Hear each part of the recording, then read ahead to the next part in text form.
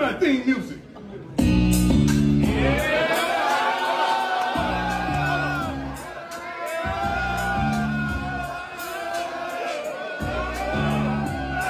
This is an intro to my thoughts on the Cory Booker filibuster. I think it was amazing. This is a video I'm reposting from TikTok, but I might add some stuff in afterwards because I think it was just so amazing that I have some more thoughts on it, but I want to post my original video first. But this is just the beginning. Please look at my description. I have links to petitions and other stuff. If you're in the state of Colorado, I have our representatives linked in my link tree. It'll be in my bio and in the description. But please go look up your representatives and contact them. What happens when you contact them?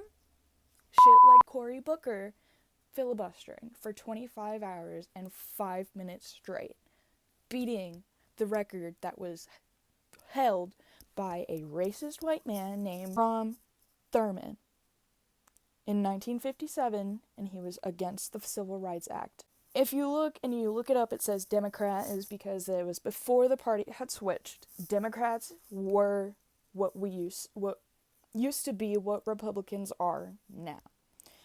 The Democrat Party and the Republican Party did a switch where now, the Democrats, the left, are the ones that are, fighting for human rights.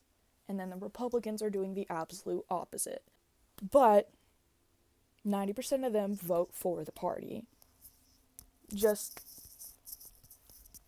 Anyway, here is the rest. Grateful to be able to rise right now and speak. I rise with the intention of disrupting the normal business of the United States Senate for as long as I am physically able. Elizabeth writes, cuts to Medicaid would mean I wouldn't have the services I need to live on my own. Yes, I'll yield for a question while retaining the floor. My gratitude to you for recognizing the gravity of this moment. Parkinson's disease is a degenerative brain disease that progresses over time. Sorry, I'm thinking about my dad. I will need progressive and comprehensive care as I age. I will need medication every single day of my life. And I will need the security of a generous society to care for me, protect my Social Security. As the article from Fareed Zakaria has said, even with universities that got too woke and had too excesses, the antidote to that isn't to try to shut down the thought of the left to an executive that is overstepping his authority and hurting people. I read voices from Republicans specifically. I don't want a Disneyfication of our history. I don't want to whitewash history. I don't want to homogenize history. Tell me the wretched truth about America, because that speaks to our greatness. But if I were alive and my country called, I'd do it all over again. Do you know you have just broken the record? Do you know how proud this caucus is of you? Do you know how proud America is of you? Let's get in good trouble. My friend, Madam President, I yield the floor. It was a couple hours, I'd say 2.5 hours after Cory Booker's history-making filibuster ended. He broke a record for U.S. history, which was Strom Thurmond, in 1957, which was August 28th and 29th, I believe.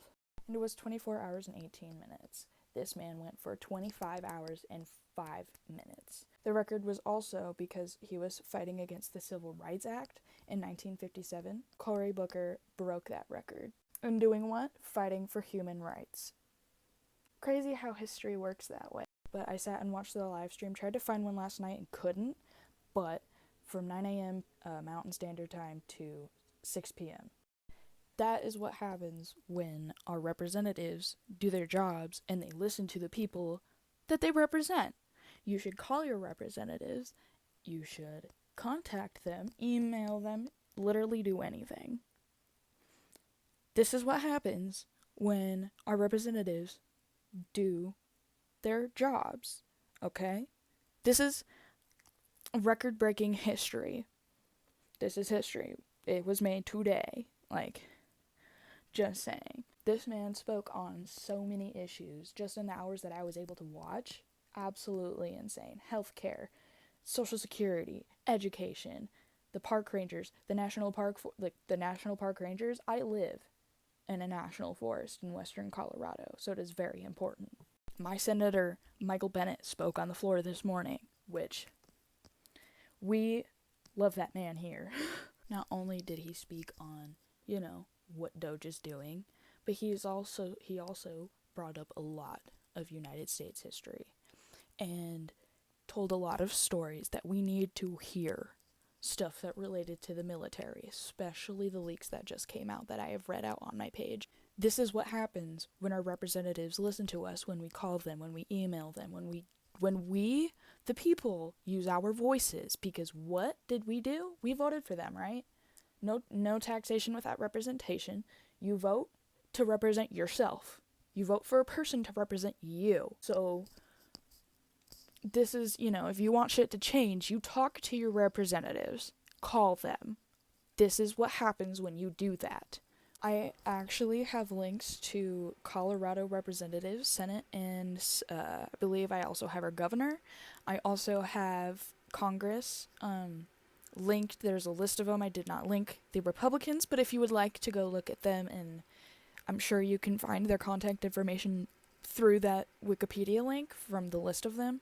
For your other states, I encourage you to go look at those lists and look at your representatives. Use your voice. Your voice does matter.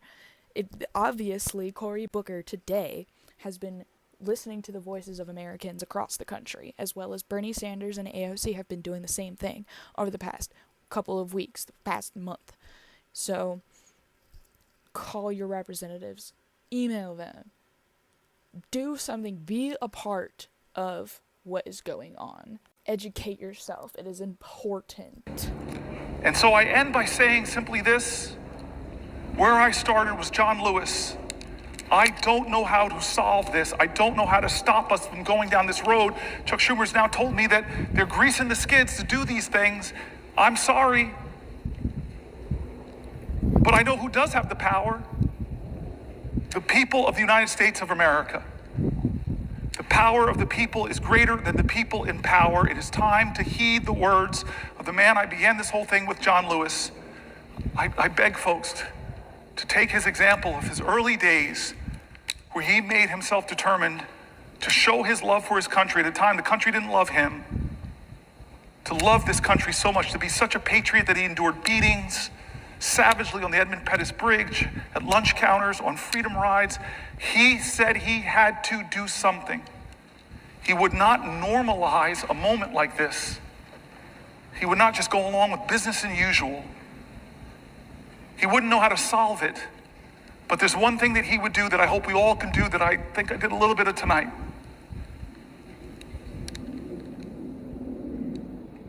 He said for us to go out and cause some good trouble, necessary trouble, to redeem the soul of our nation. I want you to redeem the dream. Let's be bold in America, not demean and degrade Americans, not divide us against each other.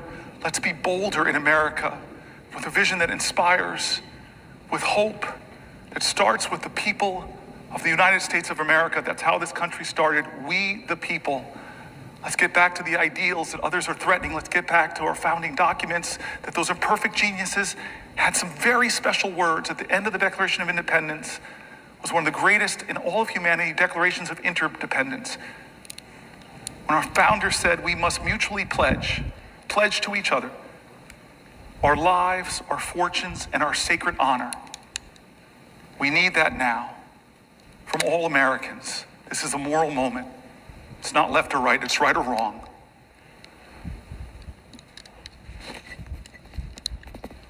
Let's get in good trouble. My friend, Madam President, I yield the floor. Think you own whatever land you land on. The earth is just a dead thing you can claim. But I know every rock and tree and creature has a life, has a spirit, has a name. You think the only people who are the people who look and think like you. But if you walk the footsteps of a stranger, You'll learn things you never knew,